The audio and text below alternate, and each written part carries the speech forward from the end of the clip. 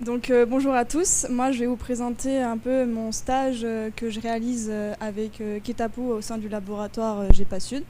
Je travaille sur la variabilité du pH dans les eaux polynésiennes. Donc il faut savoir c'est que les océans jouent un rôle important dans la régulation du climat. En effet, ils absorbent environ 26% du CO2 qui sont causés par les hommes, qui proviennent principalement des combustions fossiles et de la déforestation. Et en fait, sans cette absorption de l'océan, sans cette capacité tampon de l'océan qui a pour effet de réduire les effets néfastes de ce CO2, on aurait atteint un seuil critique qui est celui de 1 degré, 1 degré et demi Celsius de réchauffement atmosphérique. Cependant, lorsque l'océan va absorber ce CO2 va se dissoudre dans l'eau et cela va libérer un certain nombre de réactions chimiques qui vont faire diminuer le pH. Heureusement pour vous, je ne vais pas rentrer dans les détails aujourd'hui parce que je n'ai pas le temps. Mais ce qu'il faut savoir, c'est que on va avoir l'océan qui va s'acidifier. Pour vous rappeler, en fait, on parle de pH neutre quand on a un pH qui est égal à 7. En dessous de 7, on parle de pH acide. Et au-dessus de 7, on parle de pH basique. La moyenne des océans, on trouve un pH de 8,1. Donc on parle de pH basique. Donc ce phénomène de diminution du pH s'appelle le processus de l'acidification des océans. Et cette problématique de l'acidification des océans en Polynésie est importante à prendre en compte en vue de la richesse de la biodiversité et des organismes qui s'y trouvent, qui sont entre autres composés par les récifs coralliens, qui sont des organismes calcifiants très sensibles à cette acidification. Donc pour cela, les scientifiques, depuis plus de 20 ans, ils observent un peu les océans à travers différents océans. Et par exemple, dans l'océan Pacifique, ils observent ces données à travers 2 stations marines qu'on retrouve à Hawaï. Ils ont pu observer, avec la courbe rouge, on a une augmentation du CO2. Donc cette courbe rouge, c'est la conséquence directe des activités humaines.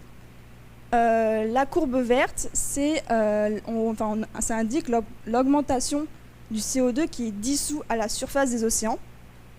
Et on remarque qu'elle augmente au même rythme que le CO2 dans l'air. Et enfin, la courbe bleue indique le pH, donc ce sont les changements chimiques qui, elles, diminuent. Et en fait, les scientifiques ont remarqué que lorsque le CO2 augmente, on va voir le pH qui va diminuer. Donc, ils en ont conclu qu'on a une corrélation négative entre le CO2 et le pH.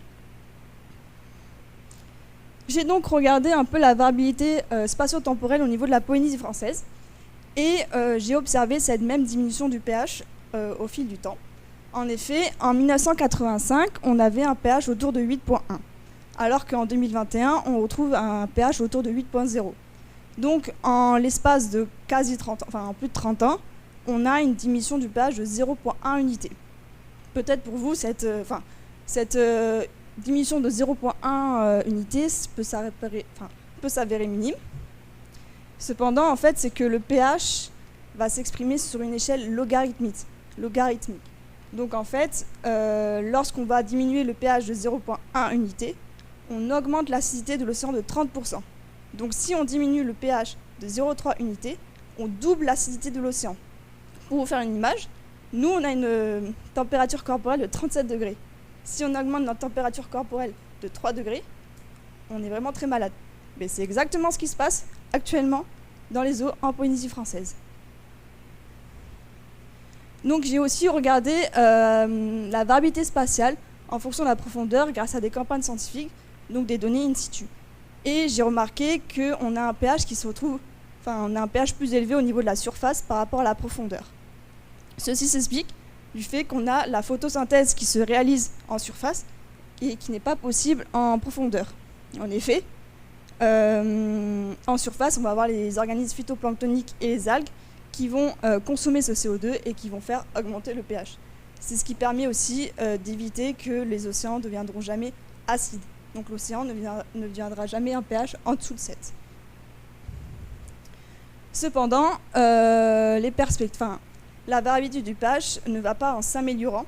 Au contraire, les différents scénarios montrent que, quels que soient les différents scénarios, on a forcément une diminution du pH. Et si on regarde le scénario le plus pessimiste, donc le RCP 8.5, on retrouve, enfin, il prévoit qu'en 2100, on va avoir un pH aux alentours de 7.7.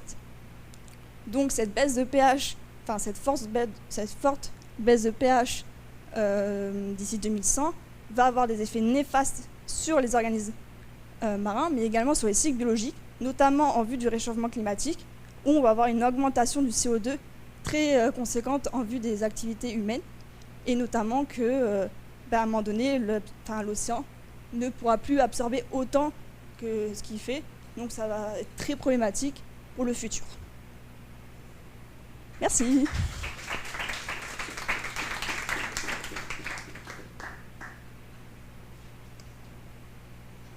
Oui.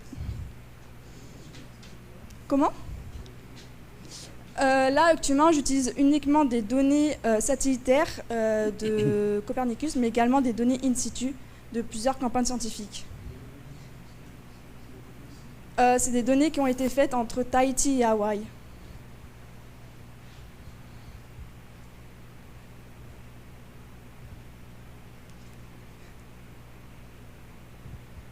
Oui. Juste au regard des perspectives que tu suggères, qu'est-ce que tu penses de la possibilité de faire du stockage de carbone dans l'océan, comme il est suggéré de temps en temps, pour limiter la quantité de CO2 Donc, faire des proliférations d'algues, par exemple. Par exemple. C'est vrai que ça peut être intéressant, mais sauf que ça peut être néfaste pour d'autres organismes, parce qu'on l'a vu que, par exemple, dans les Antilles, quand on a des proliférations de sargasses, ça peut être nuisible pour les organismes comme les poissons qui vont pas avoir forcément de nutriments nécessaires, ou que ça peut être nuisible carrément pour les sociétés quand ça envahit par exemple les plages, quand ça s'échoue. Donc c'est vrai que ça peut être une idée, mais il faut regarder aussi les effets positifs et les effets négatifs et voir un peu la balance, ce qui est mieux.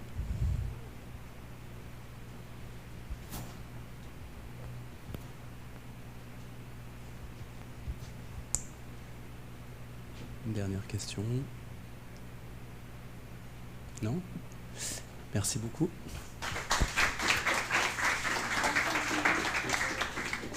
Il va y avoir une délibération de 5 minutes du coup, et merci en tout cas aux présentations des masters qui ont respecté le temps. Vous avez été très bon élève, bravo.